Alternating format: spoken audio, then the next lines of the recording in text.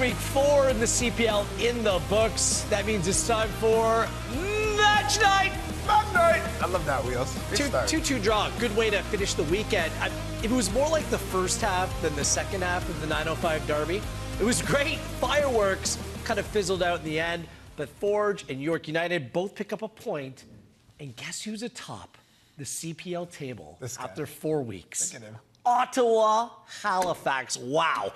Gareth Wheeler, Jordan Wilson, John Conway with you. A little program we like to call Match Night, where we wrap up the week that was and basically cover everything across the Canadian footballing landscape. Let's bring you up to speed on the scores this match week 4 in the CPL. It started with some Friday night football. Home opener in the Peg ended in disappointment. Late goal by Halifax. 10 points through 4 weeks, You're gentlemen. Halifax. You're Halifax. I am Halifax right now. Yeah. Back-to-back wins here this week for the away sides. Atletico Ottawa going to ATCO Field at Spruce Meadows. Big win. Statement. 3-1 victory. Johnny. A 1-1 draw in the Salish Sea Derby, and the 905 Derby also ending in a 2-2 draw. Here is your up-to-date table. Woo-hoo-hoo-hoo! Atletico Ottawa, Halifax Wanderers, both on 10. Forge with the point. They could have gone on 10 as well. They're stuck on 8. York United Pacific both on 4. Look at that. Cavalry. What? Hold on. Wait. They still haven't won a game in April ever. 0 for 12 in Canadian Premier League history. It's okay. We get to use that next year. You're calm. That's nice. Calm. You're calm. Look at him. Cavalry. All right. No reason to stress yet. It's notable, to say the least. We'll get to that match in a few moments' time, but let's start off with the 905 Derby. First half, it all went off. 2 penalties.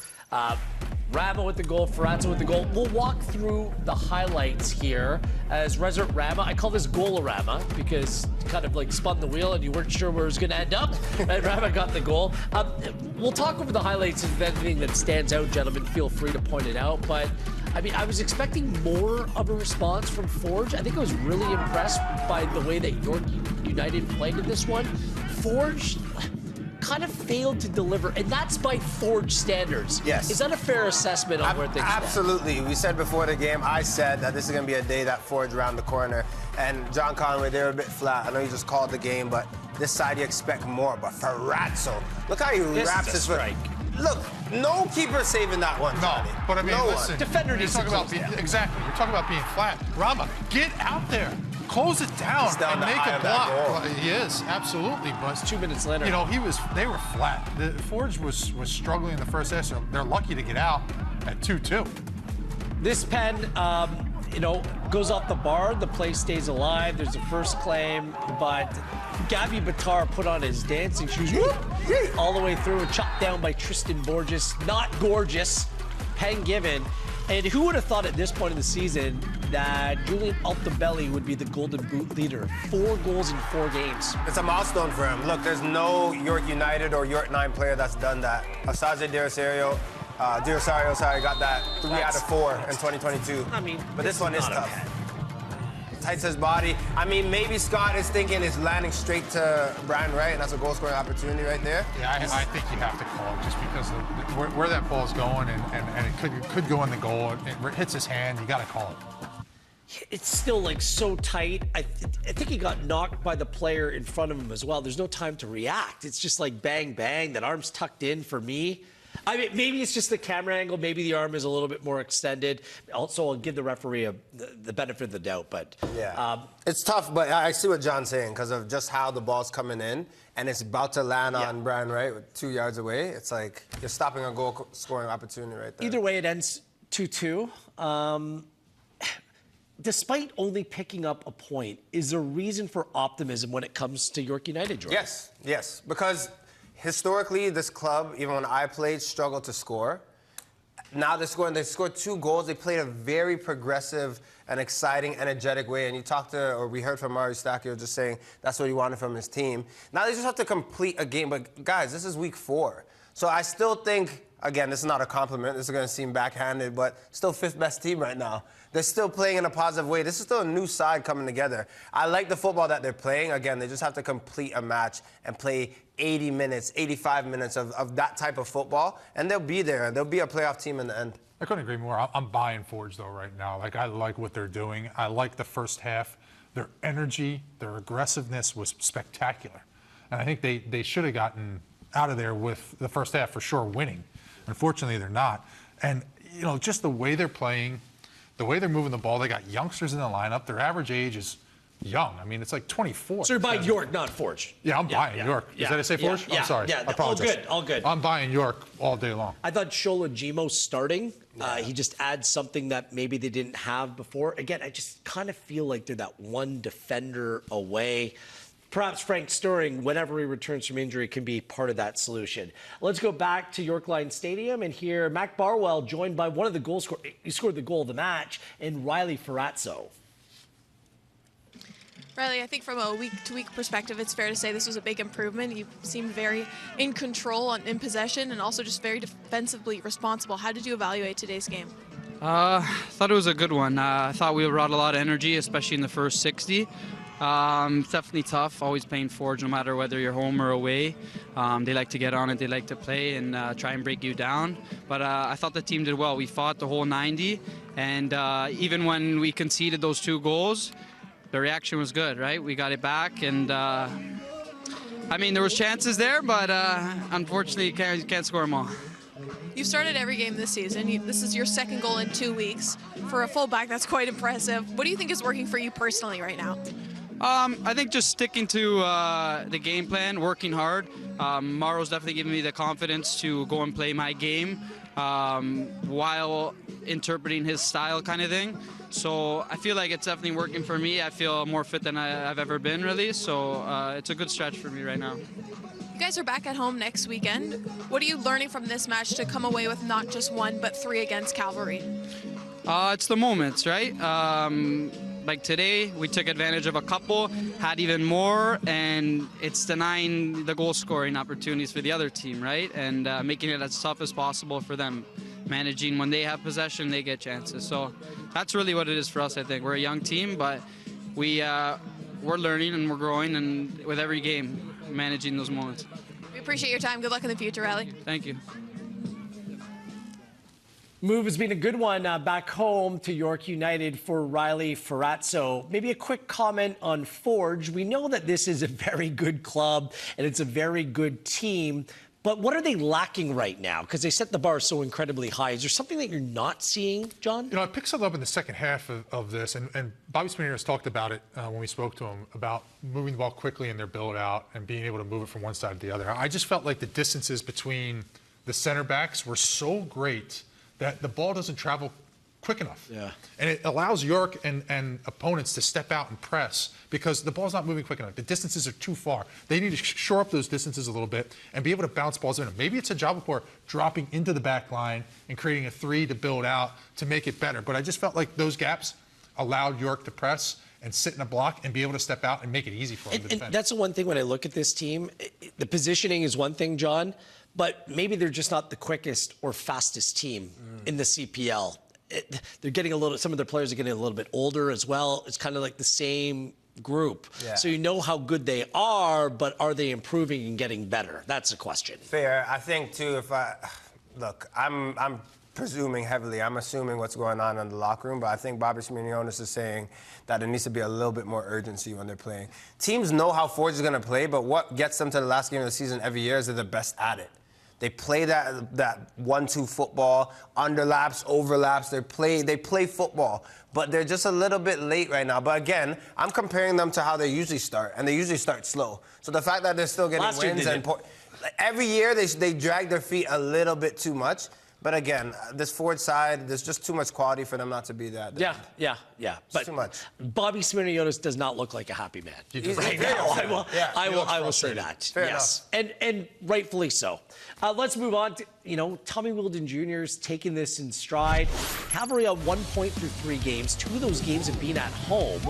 They lose to Atletico Ottawa 3-1. It was a great game from the outset, honestly. The tempo was phenomenal.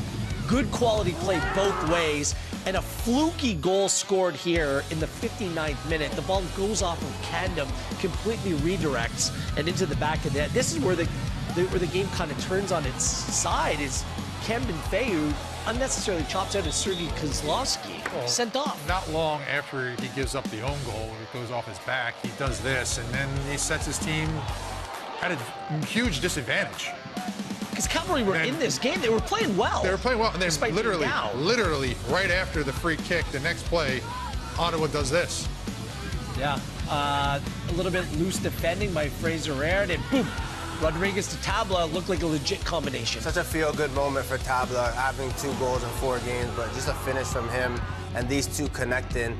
But look, we can also see this is an area for Atletico Ottawa moving forward, where they just attack. And there's numbers now that are willing and ready to create something, but poor defending, right? The sea just opened up for Joachim, and bam. Joachim Kalaj, I just want to what. mention, 18 years old in his second CPL game. I'll tell you what, in transition, Ottawa are excellent. Yeah. They got guys that can dribble with pace. They open things up. They get the ball going forward quickly.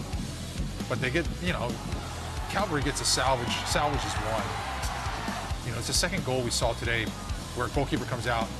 The most vulnerable spot when a goalkeeper comes out and tries to go big is between the legs. Yeah. It's so difficult to defend as a goalkeeper, and both times they were exposed there. Kinija Alva opens his Cavalry account, but Atletico Ottawa, top of the table, scoring 3 goals a game. Like, going to Atco Field, not only winning, scoring 3 goals is impressive. Diego Mejia has had to dig deep. Their back line has been different in each and every one of the games that they play. No excuses. This team plays very good attacking football, excellent in central midfield, and has difference makers in attack. I called them contenders. It might have been a little bit premature a couple weeks ago, but I feel like I'm being justified in that take. Listen, Mejia doesn't care about who's on defense. He does not care one bit. All he cares about is that he's scoring goals, and they're scoring more goals than the other team. He can put out whoever he wants at defender. Because I just think in his mindset, he's going, we're going to attack, we're going to score. We're going to attack, we're going to score. And if you get 1, we're going to get 2. It couldn't be any different than last year And or the season I'll before tell you what, that. It's been entertaining. I've done a couple other games already this year, and it's been awesome to watch because you're just entertained. You never know what you're going to get. You're going to get goals, clearly. I think for the first time since I can remember, even playing against Atletico Ottawa in 2021, 2022, there's balance in the side. Like Koke, I know he's 33 and he kind of prances around in that midfield, but he's the absolute perfect partner for Manny Aparicio. Yeah. And then guess what? Manny's happy. Guess who else is happy? Balou Tabla. Maybe, of course, you're looking at his goals and you're like, okay, well, this one was lucky or he's in the right place at the right time. But he's starting to find his sea legs. He's starting to get back to the guy that can maybe create. We don't need Balou Tabla or Atletico Ottawa don't need Balou Tabla to score 12 goals. They need him to be consistent week in and week out. And this is what's starting to grow with that team. I don't think that's going to happen with this team because I think at this point they have 10 different goal scorers or 9 different. Yeah. I mean, that's incredible. It is 9 different number. guys. Out of Like 12. that's a huge number. How many Never games see are we that. in? They're 4 games in. Yeah, with 12 goals. It's Oh, wild. wait. It's a wild stat, John. We'll 9 for 12. We'll leave Cavalry alone for now. It's just wild. 12 games in Canadian Premier League history. They never won in April. The one thing that caught my attention in the press conference in the build-up to the game was Shamid Chom saying there needs to be a kind of a change in attitude, in mindset for this team. I think they were feeling themselves after winning, and rightfully so. This is the perfect time for Wheeldon Jr. to hit that reset button for this team. The hangover is real. Yeah. The hangover is definitely real I buy from it. winning a championship. So. Yeah. Again, no Dan Klomp means that the complexion is a little bit different, but I mean, this team is excellent. Played really well before the sending off as well. Vancouver FC played to a 1-1 draw with Pacific in the Salish Sea Derby. I'm going to use the line again because it was, can't vote for Pedro here. And this is the third Pedro time. Machado, that giveaway was horrendous. But Nicholas Mesquita, like, you bring an experienced player with good character, good things can happen. Quietly, It seems like the vibe around Vancouver, which was patchy and questionable, things have settled down except for this moment right here. Kunle Dadalu loses control against his former side. He's sent off. I thought Vancouver were in complete control. Pacific were never going to score, and it just opened up the door for back-to-back weeks. Vancouver not winning, but instead of having to settle for a draw. Yeah, this situation with Dada Luke obviously gave momentum to Pacific. And you see, this is what Pacific could be, right? With players around the ball, playing in tight spaces, Bustos on the end of it, but what a save. Oh my goodness. Take that over, Callum John. Irving. What great a stop. save. Gets himself in position. Set. Look at him. Both feet on the ground. Ball goes back across him. He's able to tip it around the post. Excellent save.